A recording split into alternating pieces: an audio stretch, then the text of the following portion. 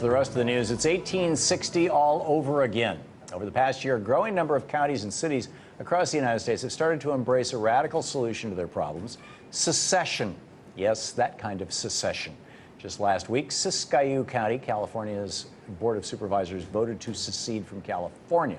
Similar movement is afoot in northern Colorado, where conservative North Coloradans are trying to secede from that state to avoid gun laws and environmental regulations.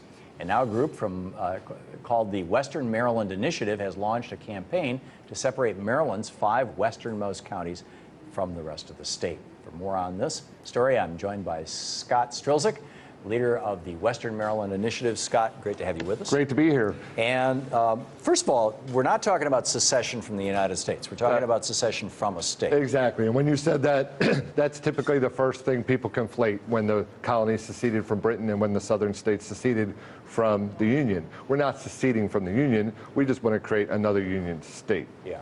You know, I'm not sure about Maryland, but for a long time I've been saying if we have 2 senators representing states like Vermont and Wyoming, you know, where you've got 600,000 people in the state. That's right. And there's more than 600,000 people in New York City. Really, New York City and New York State should separate, become 2 states. Northern California, Central California, Southern California should become 3 states. Texas should become 2 states. Florida should separate from South Florida and Miami. Right. I mean, and if every one of those places had 2 senators, we'd have a much more representative Senate. Well, you said it well, because I couldn't agree with you more. And in fact, that's what we talk about when we look at representative government and consent of the governed, right? I mean, we don't need a big one-size-fits-all policy here. And after decades of what I would call oppressive and abusive treatment from Annapolis, Maryland, the people in the 5 western counties are sick and tired. And in fact, we're sick and tired of being sick and tired. What's the population? It would be about 653,000, so both Vermont and Wyoming would be smaller. Wow. Yeah. Wow. So that actually you are a region that is state size. That's correct. Absolutely. And in fact, even geographically, Rhode Island and Delaware would be smaller geographically. So it's not unheard of. And I think what this boils down to is something germane to the national discussion as well. When everything gets pushed up nationally, if the R's get into power, the D's are not happy. If the D's get in power, the R's are not happy. So you have people doing this all the time over every issue, brother against brother, neighbor against neighbor.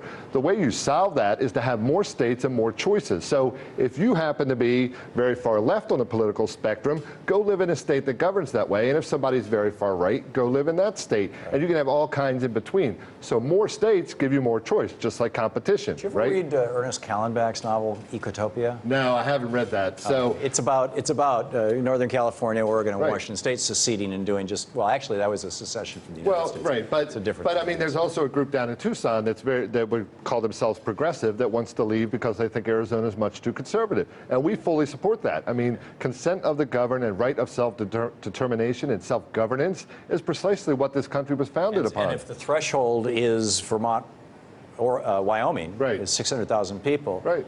Yeah, it doesn't sound all that unreasonable to me. No, and I think it's up to the people, right? Because the government ultimately, if you think about the question, what is government?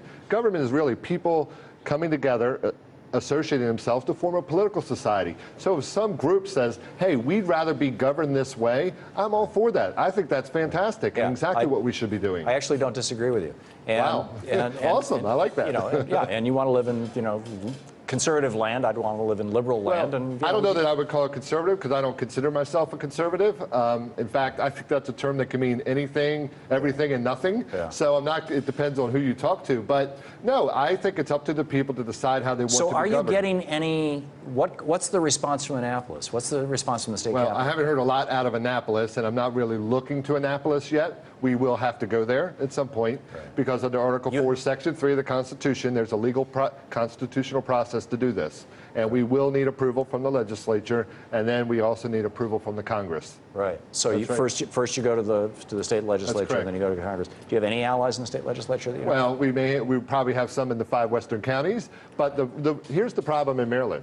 We have 24 jurisdictions. 4 jurisdictions make up 25 of the 47 state senators. It's been so badly gerrymandered. So even through the normal election process, we can't fix this problem. And gerrymandering is a huge problem. It would make Elbridge Jerry blush. It's so bad, right? Amazing. Scott, I'm sorry, we're out of time. Great. Thank Thanks, you so much Tom. for being with us. Appreciate it. Great Thank to have you. you with us.